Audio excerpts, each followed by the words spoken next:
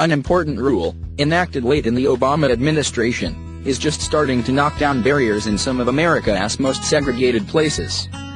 Among the landmark legislative acts of the Civil Rights era, the Fair Housing Act of 1968 is the stepchild, rarely enforced with rigor by presidential administrations of either political party. Since Jim Crow fell, few American politicians have championed the cause of desegregation at the federal level. Even among liberals concerned with housing segregation, the political toll of addressing the immense harm wrought by racial isolation and the disproportionate benefits reaped by affluent white neighborhoods has simply been seen as too explosive. The Affirmatively Furthering Fair Housing, or AFFH, rule, promulgated by President Barack Obama's Department of Housing and Urban Development in 2015, marked the first forward momentum for the Fair Housing Act in decades. The rule required jurisdictions that receive federal housing funding to not only document barriers to integration and opportunity, but to detail and prioritize policies to eradicate them. It would be easy to write off the regulation, held until the end of Obama's presidency, as a toothless change that nearly instigated another round of bureaucratic paper-pushing. No additional funding accompanied the AFFH rule. Few fair housing advocates believed that municipalities that didn't pursue the rule in good faith would face any sort of punishment, no matter who won the 2016 election. Now that the presidency belongs to Donald Trump, a man whose own real estate career has earned federal scrutiny under the Fair Housing Act, the rule might appear to be not just flaccid but anathema to the new administration. Making the calculus even more severe is the Secretary of Housing and Urban Development, Ben Carson, whose only previous demonstrated interest in affordable housing issues happened to be op-eds denouncing the AFFH rule as a doomed socialistic experiment. But the Affirmatively Furthering Fair Housing rule isn't just a piece of paper, and it may not be destined for the waste bin. In fact, over its single year in effect, it has already made housing a little bit fairer in some of America's most segregated places. HUD ordered 22 jurisdictions to comply in the first year of the AFFH rule, including 3 major cities, Philadelphia, New Orleans, and Kansas City. Philadelphia is now placing a more intensive focus on the eviction crisis that haunts the city. The city council will soon be holding hearings on how to provide greater access to legal assistance to low-income renters. The Kansas City area agreed to try distributing Section 8 vouchers more evenly across the region, with the goal of breaking up concentrations of poverty in central cities, helping residents to access areas with better schools and more job opportunities. These kinds of steps may be tentative, but they were unthinkable even a decade ago. Many of the early affected counties and cities, it turned out, were ready for a federal nudge. As many jurisdictions become more racially diverse, progressive politicians at the local level are more open to pressure from advocates on housing issues than they used to be. We are seeing a number of jurisdictions that have already affirmed their commitment to fair housing regardless of whether the rule is removed, says Laurel Blatchford, a former HUD chief of staff and now the chief program officer with Enterprise Community Partners, a nonprofit that has assisted jurisdictions in complying with AFFH. This year, 100 more jurisdictions are scheduled to begin compliance with AFFH, and Blatchford is hearing indications from local leaders that they will proceed as originally planned. What is striking to me is that there are jurisdictions that want to continue, said Blatchford. Even if HUD withdraws from the effort, the AFFH rule provides a calendar and a deadline for people to start having conversations about their communities that haven't happened before. I think that can be transformational. In all of the big cities from the first round of jurisdictions, the implementation of the AFFH rule acted as an impetus to re-examine policy priorities that have been locked in for years, if not decades. An abundance of fresh data showed stark patterns of segregation. These maps didn't surprise academics or seasoned fair housing advocates, but they serve as a useful spur to politicians and bureaucrats who may not have an intimate knowledge of housing distribution.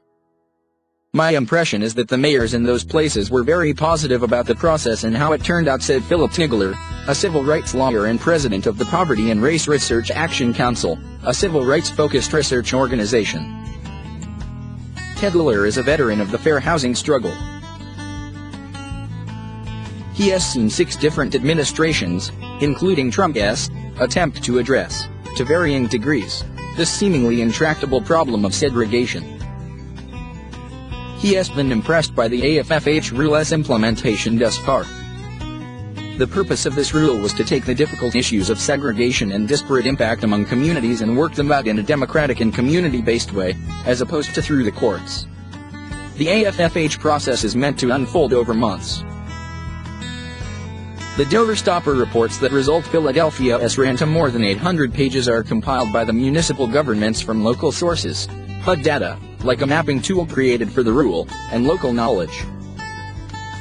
Community engagement is mandatory.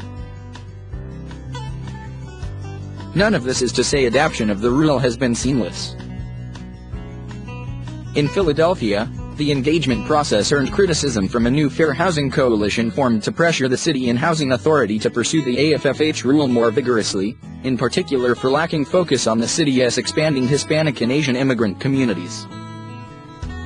More specific goals were included in the final plan as a result.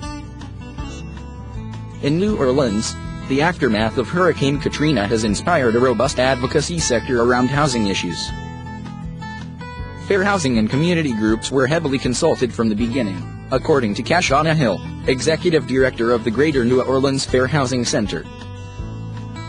She says the AFFH process was far more transparent and participatory than she'd expected. It is more honest than what we've seen in the past, says Hill. The plan takes a very clear-eyed look not only at private sector, but at public sector acts of discrimination and the ways in which public sector contributes to housing segregation in the New Orleans area. There are nevertheless severe limitations to the documents produced in these three jurisdictions.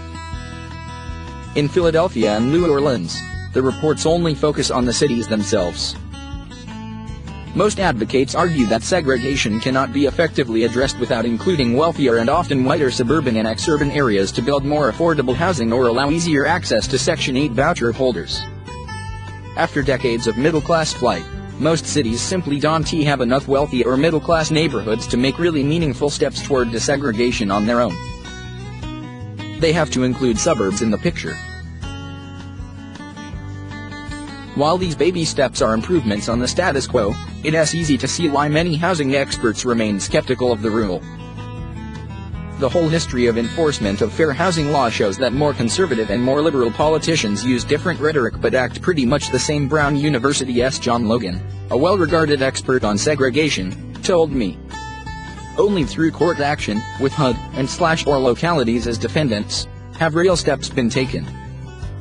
The history is certainly not heartening. But most fair housing advocates I interviewed for this piece weren't in total despair.